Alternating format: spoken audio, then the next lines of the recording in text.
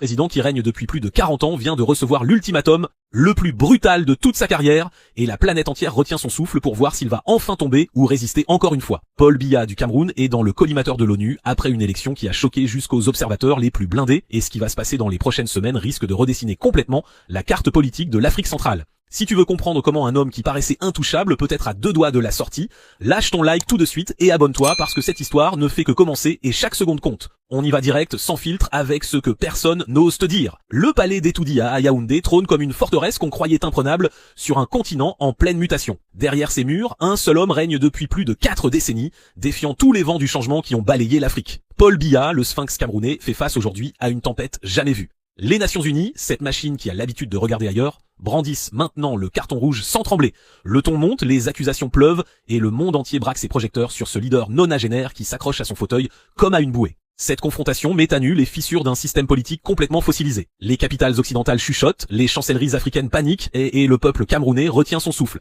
La pression internationale n'est plus une simple note diplomatique, elle s'alourdit jour après jour. Les experts parlent d'un point de non-retour, d'une ligne rouge explosée lors du dernier scrutin. Les irrégularités ne sont plus des rumeurs de couloir, elles claquent au grand jour avec une violence dingue. La communauté internationale découvre ébahie l'ampleur d'un processus électoral qui ressemble à une gigantesque mascarade. Les rapports s'empilent sur les bureaux des ambassadeurs, chaque page plus accablante que la précédente. Des témoignages venus de tous les coins du pays décrivent une fraude orchestrée au millimètre.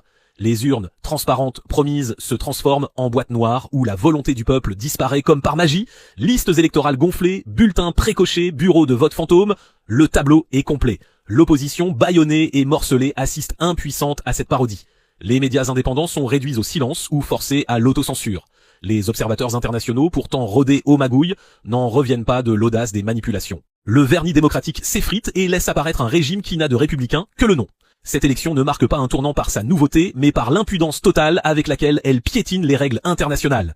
Le secrétaire général de l'ONU convoque une réunion d'urgence du Conseil de sécurité. Les mots sont durs, inhabituels, signe d'une colère longtemps contenue. La résolution qui se prépare condamne sans détour les violations massives du code électoral camerounais. Les grandes puissances, d'habitude si prudentes en Afrique, affichent une unité rare. La France, ex-puissance coloniale et alliée historique, adopte une posture ambiguë mais de plus en plus critique. Les États-Unis, pragmatiques, calculent déjà le coût d'un soutien aveugle à un autocrate usé. L'Union africaine, souvent accusée de fermer les yeux sur ses membres, ne peut plus ignorer l'éléphant dans la pièce. Amnesty International, Human Rights Watch et tous les autres sortent des communiqués incendiaires. Le Cameroun se retrouve isolé comme jamais, son président transformé en paria mondial. Pourtant, dans son bunker doré, Paul Biya semble imperméable à tout ça. L'homme qui a connu l'époque des cassettes audio et des téléphones à cadran cultive une sérénité glaciale. Ses rares apparitions le montrent calme, presque détaché du chaos qui gronde autour de lui. Cette stratégie du silence est son arme absolue.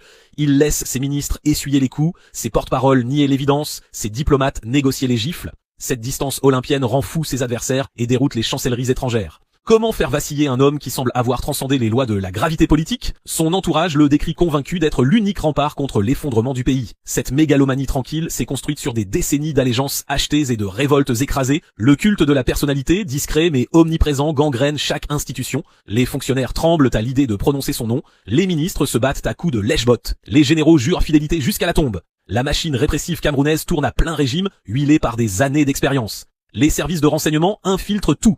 Les forces de sécurité surarmées et surpayées sont le bouclier ultime. La justice, corrompue jusqu'à l'os, transforme chaque procès politique en formalité. Les prisons débordent d'opposants, de journalistes, d'activistes, les disparitions forcées et la torture font partie du décor. Cette violence d'État est devenue si banale qu'elle n'émeut presque plus personne. La peur s'est installée comme un brouillard permanent qui étouffe toute velléité de révolte. Pourtant, sous cette chape de plomb, des braises couvant encore. Les réseaux sociaux, malgré les coupures d'internet à répétition, font circuler les images interdites. La génération connectée refuse ce destin dynastique. L'ONU passe à la vitesse supérieure. On parle désormais de sanctions concrètes. Embargo ciblé sur les dignitaires, gel des avoirs à l'étranger, interdiction de voyager. Tout est sur la table. Si ces mesures passent, ce sera un précédent historique en Afrique. Rarement l'ONU aura tapé aussi fort pour une simple question électorale. Cette fermeté traduit un changement de paradigme.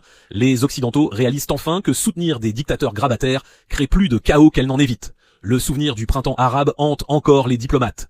Personne ne veut voir le Cameroun plongé dans une transition sanglante, mais l'entêtement de Biya ne laisse plus beaucoup d'options. Les chancelleries multiplient les missions discrètes à Yaoundé pour trouver une porte de sortie négociée. Les émissaires rencontrent l'opposition en cachette par le dialogue national. Mais le régime refuse catégoriquement de reconnaître la moindre légitimité à ses adversaires. Il les traite de terroristes, d'agents étrangers, de tribalistes. Cette rhétorique usée jusqu'à la corde ne prend plus, même chez ses alliés historiques. Les voisins commencent à lâcher du lest. Le Nigeria, géant de la région, exprime ouvertement son inquiétude. Le Gabon, le Congo-Brazza, la Guinée équatoriale, pourtant tenus par des autocrates du même genre, murmurent leur malaise. La solidarité des dictateurs montre des fissures. La peur d'une contagion démocratique terrifie ces régimes bâtis sur les mêmes fondations pourries. L'ascension de Paul Biya ressemble à un thriller politique implacable. Né dans l'ombre d'un village du sud forestier, rien ne le prédestinait à régner un demi-siècle. Son intelligence et sa discipline monacale attirent les missionnaires catholiques qui lui ouvrent les portes de l'éducation. Les écoles coloniales françaises, puis Paris et Sciences Po, forgeant son esprit et sa vision du pouvoir, il devient le technocrate discret et loyal dont Ahmadou Ahidjo, premier président, a besoin. Personne ne voit venir l'ambition froide qui brûle derrière les lunettes de bibliothécaire. Sa stratégie, patience infinie et adaptation caméléon. Il accepte les postes que les autres snobent, devient l'homme de l'ombre indispensable, tisse un réseau de fidélité et de dossiers. Quand Ahidjo, malade, le désigne successeur, tout le monde pense que c'est un gentil continuateur. Grosse erreur. À peine installé, Biya se transforme en Machiavel africain sans pitié. Purges immédiates, fidèles d'Ahidjo virés, exilés, parfois liquidés, les coups d'état réels ou inventés servent de prétexte à une répression massive. Exécution publique, procès truqués, le message est clair, la loyauté ou la mort. Le système Biya perfectionne la corruption comme outil de gouvernance. Le pétrole, même modeste, finance une machine clientéliste géante. Contrats publics, postes dans l'administration, tout se distribue selon un savant dosage ethnique. Chaque groupe reçoit juste assez pour se taire, jamais assez pour menacer la suprématie du clan Betty. L'opposition végète, divisée, corrompue ou harcelée. Le multipartisme n'est qu'un décor, mais aujourd'hui tout craque. Les universités bouillonnent, les étudiants connectés comparent leur sort à celui des autres pays africains qui ont connu des transitions. Ils refusent les pots de vin d'autrefois, #incendiaire, vidéos de répression qui font le tour du monde. La guerre de l'info est lancée. Chaque bavure devient virale, chaque arrestation crée un martyr. Le régime, formé à la propagande analogique, est totalement dépassé par la révolution digitale. La diaspora, des millions de Camerounais hyper qualifiés, finance la résistance et manifeste devant les ambassades. Paris, Washington, Londres, leur voix porte, les syndicats se réveillent, les grèves s'enchaînent, les revendications sectorielles deviennent politiques, l'inflation dévore tout, les marchés sont des poudrières, la peur du lendemain disparaît. Quand on n'a plus rien à perdre, les églises abandonnent leur silence complice, les évêques publient des lettres pastorales cinglantes, arrêtez un prêtre, ça met le feu aux poudres. Les intellectuels, artistes, rappeurs deviennent les nouveaux porte-voix. Une chanson censurée au Cameroun explose sur YouTube et touche des millions. Dans les couloirs d'Etoudi, on murmure sur la santé du président. Les apparitions sont rares, les discours préenregistrés, les absences médicales à l'étranger de plus en plus longues. On parle de sosie, de mort clinique, peu importe. L'opacité totale alimente les rumeurs les plus folles. Les prétendants à la succession se positionnent dans l'ombre. Premier ministre, ministre de la Défense, chef de la garde présidentielle, le fils playboy. Tous savent que la mort de Biya déclenchera une guerre sans merci. Les scénarios vont du rêve, transition à la sud-africaine au cauchemar, Somalie 2.0.